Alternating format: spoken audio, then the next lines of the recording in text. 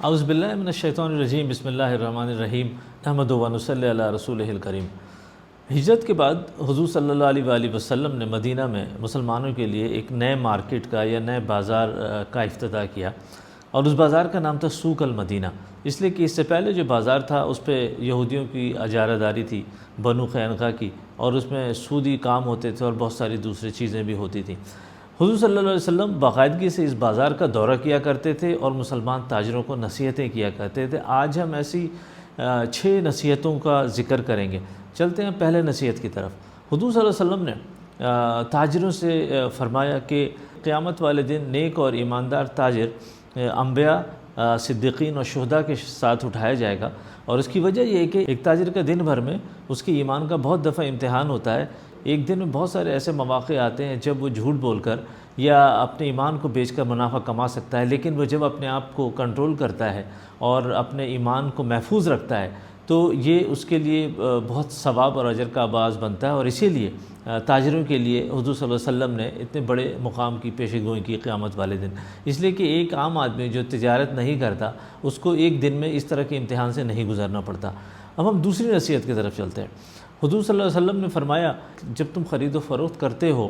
تو شیاطین اور گناہ وہاں پر حاضر ہو جاتے ہیں، تو تم جب خرید و فروخت کیا کرو تو اس کے ساتھ صدقہ ملا لیا کرو، یعنی کہ اس کے ساتھ کچھ صدقہ کر دیا کرو، تاکہ انجانے میں جو لغزشیں ہوتی ہیں یا نادانستہ غیر دانستہ طور پہ جو گناہ سرزد ہوتے ہیں، غلطیاں ہوتی ہیں، وہ صدقے کے ذریعے سے اللہ تعالیٰ ان کو معاف فرما دیتا ہے۔ لیکن دیکھیں اس صدقے کا اثر صرف نادانستہ طور پہ ہونے والے لغزشوں کا اور غلطیوں کا ہے۔ دانستہ طور پہ اگر کوئی تاجر کوئی گناہ کرتا ہے یا کوئی دھوکے والی بات کرتا ہے تو وہ صدقے کے ذریعے سے بھی اس کی معافی نہیں ہوگی۔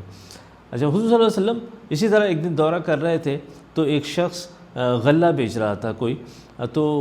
حضور صلی اللہ علیہ وآلہ وسلم نے اس غلے کے ڈھیر میں اپنی انگلی ڈالی تو ان کی انگلی گیلی ہو گئی، یعنی کہ نیچے کا جو غلہ تھا وہ گیلا ہوا تھا۔ حضور صلی اللہ علیہ وسلم نے اس شخص سے پوچھا کہ ایسا کیوں ہے؟ تو اس نے کہا حضور یہ بارش کی وجہ سے گیلا ہو گیا۔ حضور صلی اللہ علیہ وسلم نے فرمایا کہ نہیں، لیکن یہ صحیح نہیں ہے، یہ دھوکہ ہے، اور تمہیں کسٹمرز کو یا گاہکوں کو یہ بتانا چاہیے، اس لیے کہ گیلے ہونے کی وجہ سے اس غلے کا وزن بڑھ گیا ہے۔ حضور صلی اللہ علیہ وسلم نے فرمایا جو گاہکوں کو دھوکہ دیتا ہے وہ ہم میں سے نہیں ہے۔ اب ہم چوتھی نصیحت کی طرف چلتے ہیں۔ حضور صلی اللہ علیہ وآلہ وسلم نے فرمایا کہ جب تم کوئی اپنا مال بیچا کرو تو اس کا عیب بتا دیا کرو۔ جب کوئی تاجر اپنا عیب مال کا بتاتا ہے تو اللہ تعالیٰ اس میں برکت ڈال دیتے ہیں، اور اگر عیب چھپایا جاتا ہے تو اس میں سے برکت ختم کرتی جاتی ہے۔ لیکن حضور صلی اللہ علیہ وآلہ وسلم جب اپنا تجارتی قافلہ لے کر حضرت خدیجہ کا شام پہنچے تو وہاں پہ انہوں نے دگنا منافع کمایا اپنے قافلے پہ اور اپنی تجارت پہ، اور اس کی ایک بہت بڑی وجہ یہ تھی کہ وہ کسٹمر کو پہلے ہی اپنے مال کے بارے میں بتا دیا کرتے تھے کہ اس مال کی خاصیت کیا ہے، یہ کتنا پرانا ہے، یہ کس گریڈ کا یا کس درجے کا مال ہے۔ تو یہ بھی ایک حضور صلی اللہ علیہ وسلم نے نصیحت فرمائی کہ عیب چھپانا برکت کو ختم کر دیتا ہے۔ پانچویں نصیحت کی طرف چلتے ہیں۔ حضور صلی اللہ علیہ وسلم نے ایسے تاجر، ایسے کاروباری کے لیے دعا فرمائی جو اپنے خرید و فروخت میں اور اپنا حق مانگنے میں نرمی سے کام لیتا ہے یا فیاضی سے کام لیتا ہے۔ دیکھیں نرمی اور فیاضی، اور وہ بھی کاروبار میں، یہ بہت بڑی رحمت اور برکت کا باعث بنتا ہے۔ فیاضی کے معاملات وہ ہوتے ہیں کہ جب اپنا حق مانگیں تو اس میں تھوڑا سا کسی کو مہلت دے دیا کریں، جسے حضور صلی اللہ علیہ وسلم نے ایک حدیث میں فرمایا کہ ایک تم سے پہلے کی امت میں ایک شخص تھا، اس کا انتقال ہو گیا، فرشتے اسے لے کر اللہ کے حضور پہنچے۔ فرشتے نے کہا یا اللہ تعالیٰ، یہ لین دین کا کام کیا کرتا تھا یہ شخص، اس کے پاس کوئی ایسی بڑی نیکی تو نہیں جس کی وجہ سے یہ جنت میں جا سکے۔ تو اللہ رب العزت نے اس شخص سے سوال کیا کہ کیا تیرے پاس کوئی ایسا عمل ہے؟ اس شخص نے کہا کہ یا اللہ، میرے پاس کچھ اور تو نہیں، لیکن میں نے اپنے ورکرز کو یہ کہہ رکھا تھا کہ اگر وہ کسی سے ریکوری کرنے جائیں یا اپنا حق مانگنے جائیں یا قرض لینے جائیں، لین دین کیا، تو وہ انہیں مہلت دے دے اگر وہ مہلت مانگے تو، یا اگر کوئی بہت ہی مجبور ہو اور بہت مہلت دینے کے بعد بھی اس کی حیثیت نہ ہو دینے کی تو قرض معاف کر دیا کریں۔ اللہ رب العزت نے فرمایا کہ میں اس سے زیادہ حقدار ہوں کہ میں درگزر کروں یا رحم فرماؤں، اور اللہ تعالیٰ نے اس شخص کے سارے گناہوں کو معاف کر دیا اور وہ فرشتے اس شخص کو جنت کے اندر لے گئے۔ چھٹی نصیحت کی طرف ہم چلتے ہیں۔